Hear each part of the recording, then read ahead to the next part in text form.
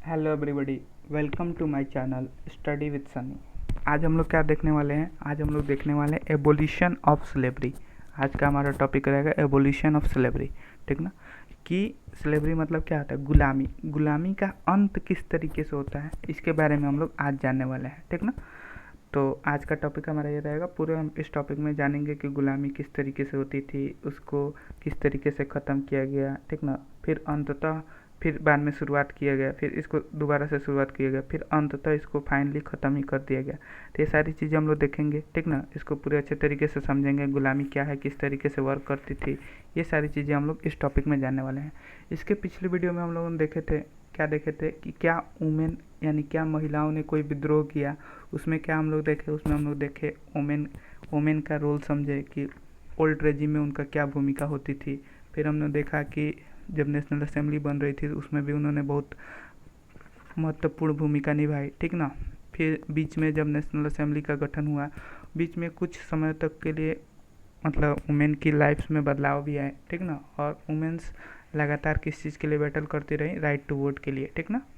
और equal wages की मांग करती रही। ठीक ना? ये सारी चीज़ें हम लोग पिछले क्लास में देख चुके थे। आज हम लोग देखेंगे स्लेवरी का अंत कैसे होता है। ठीक ना?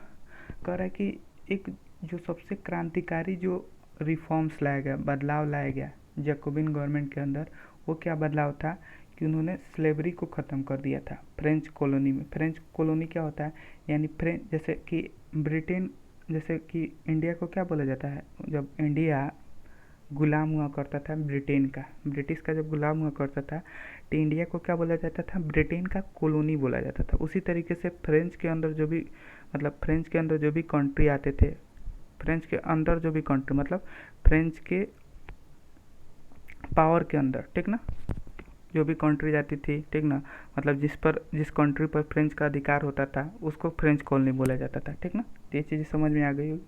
तो यहाँ पे जैकोबिन जो रेजिम थी या जैकोबिन फॉर्म ऑफ गवर्नमेंट था, जो जैकोबिन गवर्नमेंट था, उसने क्या किया था कि जो भी फ्रेंच कॉलोनी थी, फ्रेंच में तो उन्होंने स्लेवरी को ख़त्म कर ही दिया, फ्रांस में तो ख़त्म कर ही दिया था, या जो भी उनकी कॉलोनीज थी, मतलब जो भी देश थे जिन पर फ्रांस का मतलब डोमिनेंस होता था, ठीक ना, फ्रांस राज करता था, उन देशों में भी उन्होंने क्या किया था कि स्लेवरी को ख़त्म कर दिया था। ठीक ना? कह रहा है the colony in the Caribbean. ठीक ना? कैरिबियन क्या है? कैरिबियन एक आइलैंड है जो आपको गल्फ ऑफ मैक्सिको के साउथ ईस्ट में देखने को मिलेगा। ठीक ना?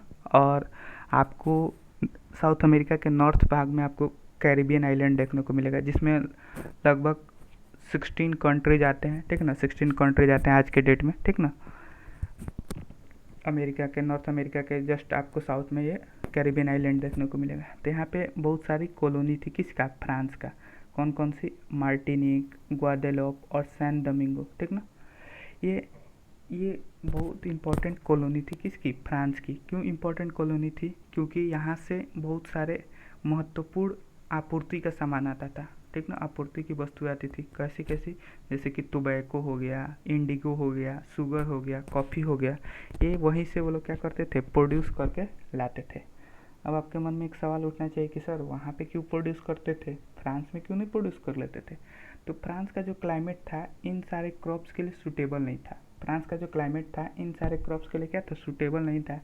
इस कारण से क्या होती थी? फ्रांस में इन सारी चीज़ों की खेती नहीं होती थी।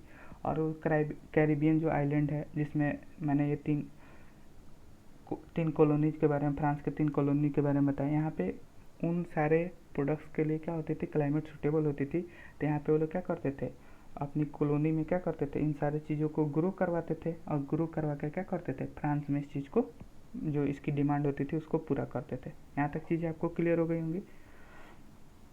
लेकिन क्या होता था इसमें? क्या दिक्कत था इसमें? ये दिक्कत था कि जो भी यूरोपियंस होते थे, यूरोपियंस मतलब जो यूरोप के जो भी कंट्री के लोग होते थे, ठीक ना, वो क्या होते थे? दूर दूर दराज क्षेत्रों में जाना नहीं चाहते थे। मतलब अपना देश छोड़ के, अपना कॉन्टिनेंट छोड़ के वो लोग क्या करते थे? बाहर नहीं जाते थे। क्या करते थे वो? बाहर नहीं जाते थे। किस चीज़ के लिए? मतलब काम करने के लिए। मतलब ऐसे जगह पर जाना पसंद नहीं करते थे जो अनजान हो उनके लिए। ठीक ना? तब क्या होता था? इस कारण से लेबर की कमी पड़ जाती थी। प्लांटेशन मतलब क्या होता है? टी कॉफ़ी की जो खेती की जाती है उसको प्लांटेशन बोलते हैं। तो वहाँ पे क्या होते थे? मजदूरों की कमी पड़ जाती थी। अब जाहिर सी बात है यूरोपियंस जाएंगे नहीं, यूरोपियन जाएंगे नहीं तो वहाँ पे मजदूरी कौन करेगा? मजदूरी करने के लिए चाहिए ना कि नहीं? खेत में मजदूरी करेगा, फसल उगाना है तो मजदूर तो चाहिए फसल उगाने के लिए। उस समय तो उतनी मशीन्स वगैरह भी डेवलप नहीं हुई थी, ठीक ना। तो मजदूर की जो डिमांड थी, ठीक ना, जो स्लेब्स की डिमांड थी, उसको किस तरीके से पूरा किया जाता था? उसको पूरा करने के लिए एक ट्रायंगुलर स्लेब ट्रेड बनाया गया था। ट्रायंगुलर स्लेब ट्रेड क्या है, इसको हम लोग समझेंगे। तो सबसे पहले तो ये चीज़ें समझ में आ गई होगी कि फ्रांस की कॉलोनी में मजदूरों की जो शॉर्टेज है उसको कंप्लीट करने के लिए एक ट्रायंगुलर स्लेब ट्रेड का मतलब यूज किया जाता था। वहाँ पे मजदूरी जो शॉर्टेज पड़ी थी, कमी पड़ी थी, उसको फुलफिल करने के लिए, ठीक ना। क्योंकि फ्रांस में उन सारे क्रॉप्स का यूज होता था बड़े स्तर पर, तो क्रॉप्स का यूज होता था, तो जाहिर सी बात है क्रॉप्स उगाने वाले भी लोग चाहिए, ठीक ना। लेकिन यूरोपियंस तो जाते नहीं थे, तो उनको चाहिए था मजदूर। तो वो लोग क्या करते थे, इस स्लेव ट्रायंगुलर स्लेव ट्रेड का इस्तेमाल करके वो मजदूर अपने अपने अपने कॉलोनी में उन मजदूरों को क्या करते थे, भेजते थे, ठीक ना। अब ये देखिए ट्रायंगुलर स्लेव ट्रेड क्या है, यहाँ पहले इनको समझा देते। अभी तक मैंने आपको समझा दिया कि क्यों इस स्लेव ट्रेड का क्या यूज था, ठीक ना, और फ्रांस इसको क्यों यूज़ करता था या यूरोपियन कंट्रीज़ को क्यों यूज़ करती थी। यहाँ तक चीज़ें क्लियर हो जानी चाहिए। और ये क्या होता है ट्रायंगुलर स्लेव ट्रेड, अब मैं आपको बताता हूँ। ये 3 कॉन्टिनेंट के बीच जो ट्रेड होता था, ठीक ना, मजदूरों का जो ट्रेड होता था उसी को क्या बोला जाता था, ट्रायंगुलर स्लेव ट्रेड। और ये 3 कॉन्टिनेंट कौन कौन से थे? एक था यूरोप, दूसरा था अफ्रीका और तीसरा कौन था, अमेरिका। तीसरा कौन था, अमेरिका। और इसकी शुरुआत कब हुई? 17वीं शताब्दी में। कब इसकी शुरुआत होती है? 17वीं शताब्दी में शुरुआत होती है। इसमें क्या होता था कि जो भी फ्रेंच मर्चेंट होते थे, यानी फ्रांस के जो मर्चेंट व्यापारी लोग होते थे, वो अपना नाव का इस्तेमाल करके, ठीक ना, नाव का इस्तेमाल करके, ठीक ना, वो लोग कहाँ चले जाते थे? जो बंदरगाह था, ठीक ना, पोर्ट था बोर्डेक्स, नाम याद रखिएगा, बोर्डेक्स और नैंटेस, ठीक ना। ये कहाँ पोर्ट कहाँ मिलता था? अफ्रीकन कोस्ट में, यानी अफ्रीका का जो अफ्रीका कॉन्टिनेंट है उसका जो किनारा है वहाँ पे ये कोस्ट होता था, ठीक ना, वो किनारा होता था। यहाँ पे फ्रेंच मर्चेंट जाते थे, पूरा स्लेव ट्रेड समझिएगा अच्छे से। वहाँ पे ये फ्रेंच मर्चेंट यानी फ्रेंच व्यापारी चले जाते थे। अब वहाँ पे जाके क्या करते थे? वहाँ पे जाके स्लेब्स खरीदते थे, यानी जो दास होते थे, जो मजदूर होते थे, उनको ये लोग खरीदते थे। किससे? वहाँ के जो लोकल नेता होते थे उनसे वो लोग यहाँ के क्या करते थे, वो लोग स्लेब्स खरीद लेते थे।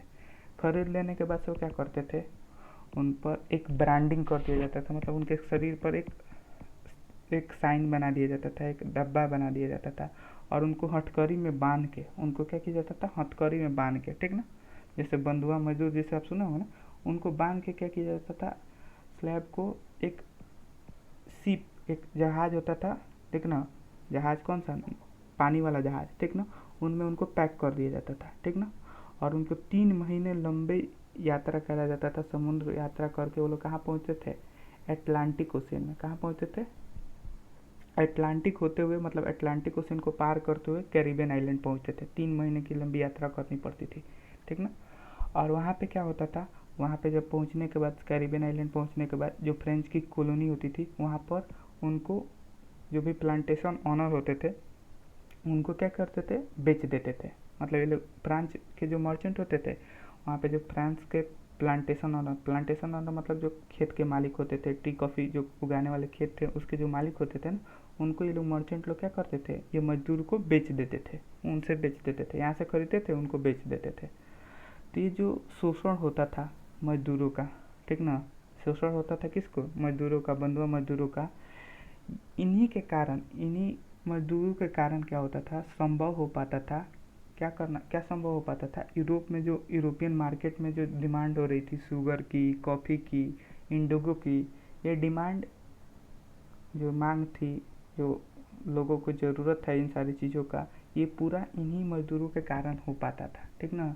अगर ये नहीं रहते तो ये क्या होते थे, ये पूरा मजदूरी नहीं हो पाता था, ये पूरा मतलब जो भी डिमांड होता उनको वो कंप्लीट नहीं हो पाता। क्यों नहीं हो पाता? पहली बात कि फ्रांस में वैसा क्लाइमेट नहीं था। सेकंड बात कि यूरोपियन जो भी मजदूर थे वो वहाँ पे नहीं जाते, ठीक ना, यूरोपियन नहीं जाते, ठीक ना, यूरोपियन मजदूर जाना भी नहीं चाहते थे, ठीक ना।